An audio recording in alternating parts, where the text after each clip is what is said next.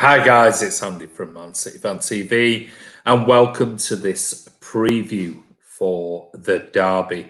This weekend, Saturday, 17:30 kickoff, Man United versus Manchester City at Old Trafford. And what we've done for this particular vlog is we've got Pundit J. Now, if you don't know who Pundit J is, where have you been? He's back on Twitter. If you don't know, Pundit J was the one who did all the voiceovers for some of the games for Man United, Man City, and absolutely amazing. But for whatever reason, he got banned from Twitter, but he is back with a new account at Pundit_J. And what we did was ask him some questions about the upcoming game on Saturday evening. So my first question to Jay was after last night's defeat, because tonight is Wednesday, City have just won. I did ask him about last night's performance. United going out of the Champions League and going into the Europa League. And, where does that leave Manchester United? So what I'm going to do is going to hand you over to Jay. And Jay gave me his comments. Now, he's not on screen because he don't like to come on camera, but you'll know his voice. And this is Jay answering this particular question.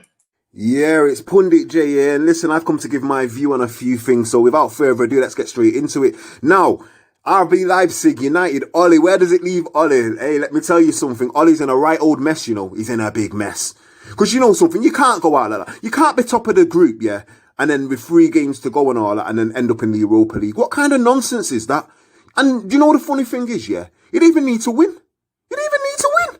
And you still, and you're playing Thursday nights now. Now, listen, for Ollie, that was terrible. It was shocking. But let's start with the formation, because that was wrong from the start. Anyway, you gave the initiative straight to Leipzig. How can you go to Germany, yeah? Not needing to win, yeah? And you go in there with 2 DMs with and a back 5. Do you know what I'm saying? So from the off, it was all wrong. Plus McTominay started, and you've got Van der Beek and Pogba on the bench. Come on. In what world of football does McTominay start above those 2 quality players? Now, I understand Pogba might have been on the bench for other reasons, his agent and all that, but come on, Ollie. That was terrible. And for him, it makes him look stupid and daft. And guess what? They ended up getting a stupid and daft result because they didn't deserve it. It was shocking.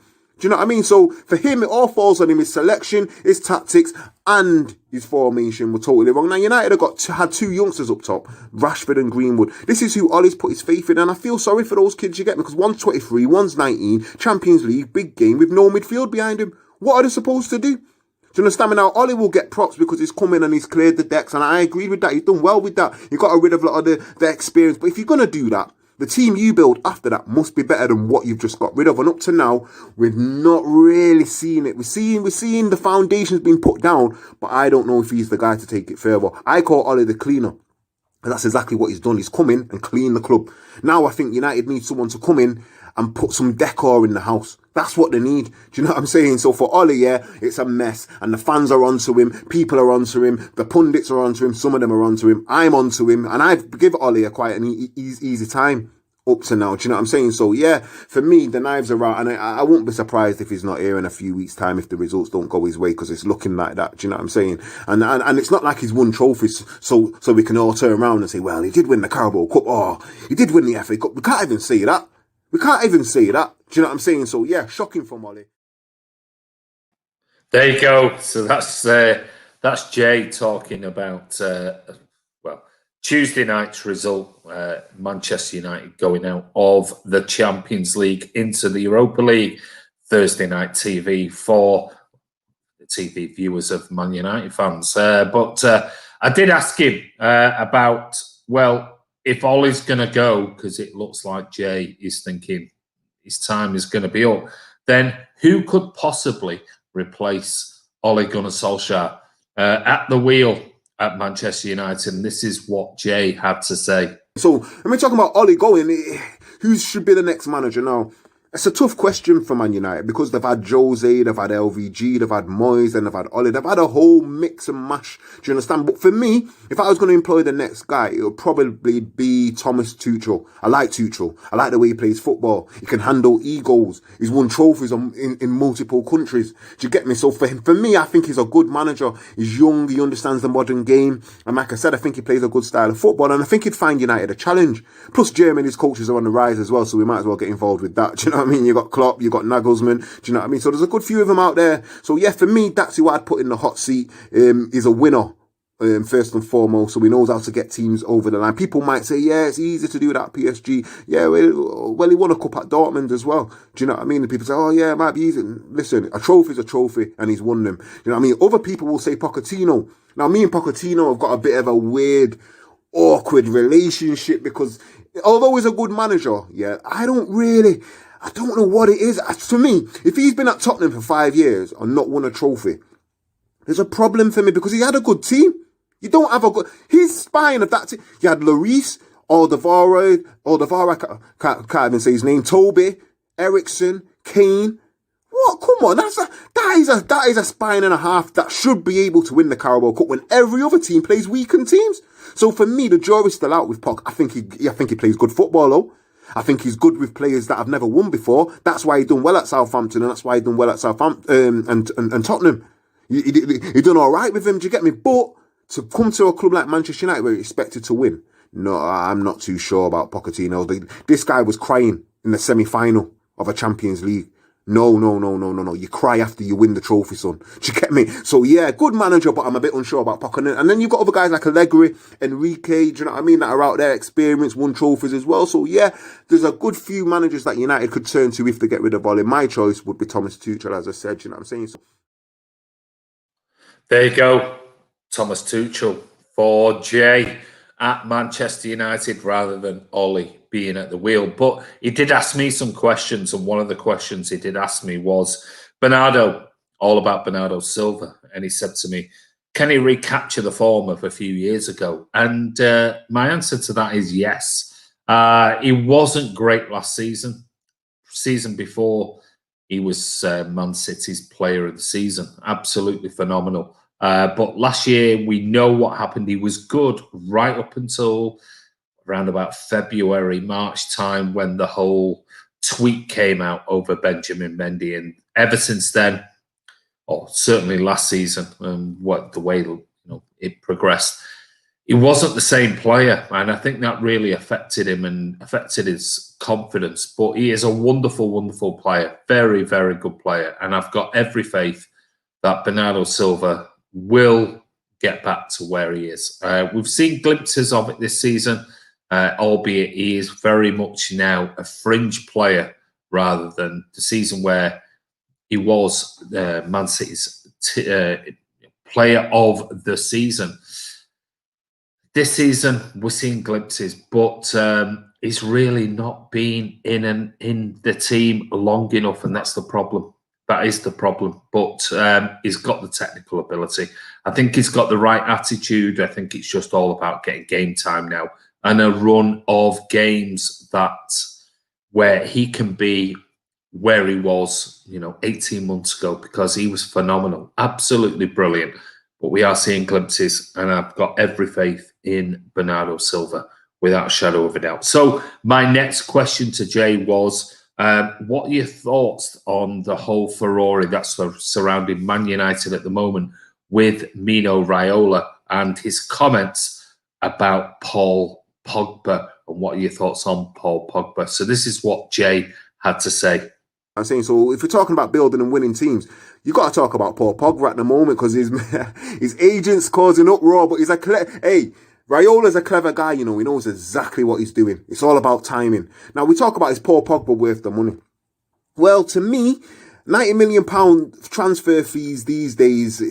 Maguire cost 80, Kepa cost 70. What do they mean, really? Griezmann, 100 and odd, Dembele, 100 and odd, Sancho was supposed to be coming for 120. What do these prices mean? So I don't really look at the price. I look at the player and ask myself, okay, has he produced what the club wanted him to produce? What they bought him for? When you look at Pogba, I ask the question, and I believe he has. I don't think there's anything more to Pogba than what he's done already.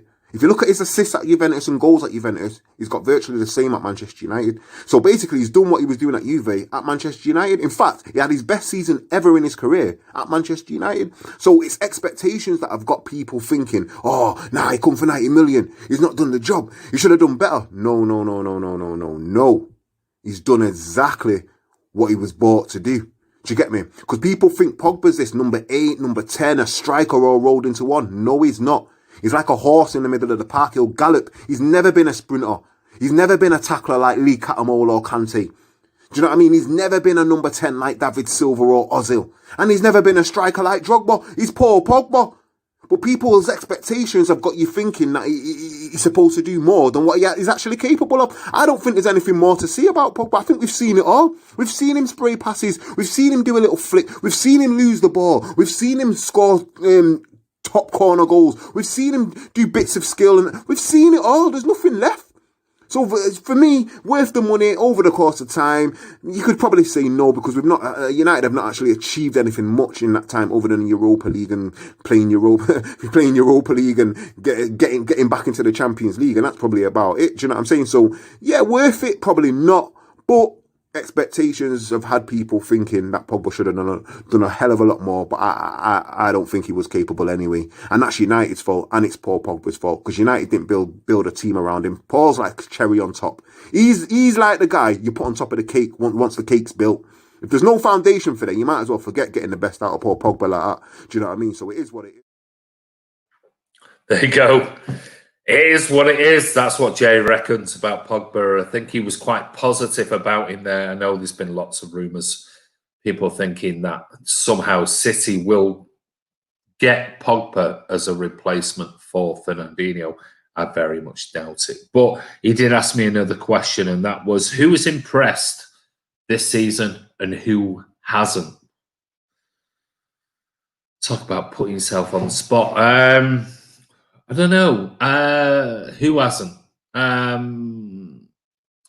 don't think Laporte has been great since his injury, but he's had an injury. So I think he's going to need time to get back into the swing of things, and the way that Pep's rotating, in particular with Diaz and Stones, who has come back in the team. I think it's going to take a bit of time for Laporte to get back to his natural best, but I've got no doubts Laporte will get back to that height where, I mean, he was absolutely phenomenal last season. Really, really good. Anyone else? No, not really. I think Raz has, missed a few chances, but I won't say I've not been impressed with him. I've not been impressed with Sergio's bloody injury record. I'd like him to get back to full fitness. It was great tonight to see him back, ready for the derby. But no, there's none that I would say, oh, they've not impressed me. As for the players that have impressed, I don't think anyone has stood out other than, I think Kyle Walker has been exceptional. He was brilliant last season, and I think he's carried it on this season. I think he's been really, really good. I think he's probably overall, if you're looking at form-wise, and remember, he is a right-back, probably our best player, consistent player this season. Kevin De Bruyne has been in brilliant, sparkling form in fits and starts. He's another who I think will take a little bit of time. I think you'll see the best of Kevin De Bruyne after Christmas, which is great news for City. But Phil Foden's done well. Mahrez has had a couple of decent games, but then, not so many great games overall. But I really can't put just one player that go, oh, this one's been really bad, or this one's been really, really good. I think we've had a really mixed season as a start so far. So, yeah, I would say Walker's probably been our best player, most consistent player, and Laporte, not his fault, but I think Laporte will need to improve to get into this team, because one player that has, I'm going to give a shout out to him, one player that's really come to the fore is John Stones. Somebody I think a lot of City fans really liked. He was written off by a lot of City fans, but I think he's proven in the last 4 games. Came on again tonight against Marseille. He's a top-class player. He really is. Now that maybe he's got his off-field things sorted, let's just hope, because that's another world-class signing for Manchester City. So, yeah, that's I'd go for Walker as the best. Laporte only because he's coming back from an injury. Other than that, nobody's been really poor and nobody's been exceptionally brilliant. But Walker probably sort of pips that. Anyway, my next question to Jay was, what's realistic for this season for Manchester United, and what do you think the score is going to be for the derby on Saturday? But yeah, so what's realistic for Man United this season? I'm going to say it's a top 4 challenge. That's it. That's the only thing I can see United challenging for this season. And do you know what? Because unless they win the Carabao Cup, which they could possibly do, but it's whether Ollie can get them over the line. 3 semi-finals last season. Can they go one better this term? I don't know. Are the players better off? I don't know. Do you know what I'm saying? But for me, realistic top 4 challenge, and that's about it for this season for Man United. And I think the board will probably be happy with that, to be honest with you. Don't know what's going on upstairs, but you know what I'm saying? But listen, this week, it's a Manchester derby, innit? And you know me, Manchester guy and all of that. I love it. It's the best week of the year. So listen, I'll be honest with you, a few weeks ago I was confident. I was like, yeah, United are going to do City. I can see it happening, because City were a bit shaky. United were on a good run of form, and I thought, yeah, United are going to win. But as time's gone on, the derby's got closer. I can see it being a draw. I think the players will come out fighting for Ollie on the derby. Plus, it's a Manchester derby anyway. And I think City have started to play a bit better in recent weeks as well. So I think that coming together, I think it'll end up a draw. I'm going to go for something like 2-2, I think, for the derby. Yeah, should be a good game. Both teams are in the top 6, trying to get into that top 4 and cement their place before the winter break and all those times, and the transfer window opening and things like that. So yeah, so it's a very busy time of the year as well. So 3 points in this league right about now is vital. So yeah, I'm gonna go for a draw, United versus City. You know what I'm saying? So that's my view on a few things of late. Anyway, people, you know who it is. It's your boy. Yeah, you know what I mean, for Man City Fan TV, and I'm gone. Yeah. There you go. I want to say a massive thank you to Jay for giving his time. But he did ask me one final question, and that was my scoreline and lineup. Score. I know it's a derby, and a lot of people do not want to put their neck on the line, but I'm going to. And I'm going to go Man United 1, Manchester City 3. I think Sergio back tonight, Wednesday night, as I'm recording this, he's come on in the second half. He's got some minutes in his legs, and I can see Sergio Aguero playing and scoring 2 on Saturday. So I'm going to go 1, United 1, City 3. There you go. Lineup. Here's my lineup. So you're getting this early. This is how I'd like to play. I can never, ever predict a Pep lineup, but I'm going to go for a 4-4-2. I'm going to go Ederson in net, Kyle Walker, John Stones deserves his place with Ruben Diaz as the centre-backs and Benjamin Mendy as the left-back. I'm then going to go for Sterling, Kevin De Bruyne, Rodri and Phil Foden in my second 4, and my 2 is going to be Sergio Aguero and Gabriel Jesus. For a change, Pep, get those 2 up front, or whether it's Gabby playing in a 10 just behind Sergio Aguero and fitting the likes of Foden, KDB, Mendy, Walker, however you want to do it. But let's get last Gabby Jesus and Sergio Aguero up front, because I think if we go for a Mahrez, Sterling, Aguero up front, might not be the greatest, because we know Mahrez will play on the right, Sterling will be on the left, and Aguero will be up front. And Gabby deserves a chance to play with his strike partner, Sergio Aguero. So for me, Pep needs to change this and he needs to go to a 4-4-2. I'll repeat it. Eddie in net, Walker, Stones, Diaz, Mendy, Sterling, Kevin De Bruyne, with Rodri, Foden, and up front, Gabby Jesus and Sergio Aguero. So what do you think? Should we go a 4-3-2-1 or a 4-3-3? I'm sure everyone's got their opinions on it. Should Mahrez be included? He had the hat-trick, then he played the other night. But we'll wait and see. But guys, don't forget, whatever you do, subscribe to Man City Fan TV. Hit that bell icon. Whatever you do, make sure you give this a thumbs up. And whatever you do, follow us on Saturday. Saturday, 17:15. I am going to do a live watch along. Now, as you know, I do not do watch alongs. It's not my thing.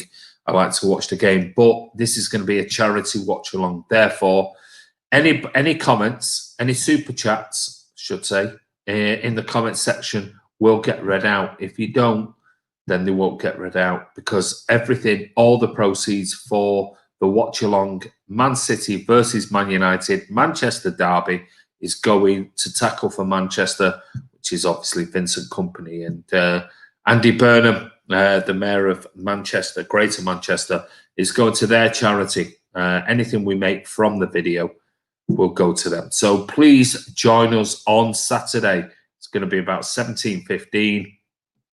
And you can get your comments in, super chats in, and any donations there. There'll also be a description in the below the video that you can actually donate to.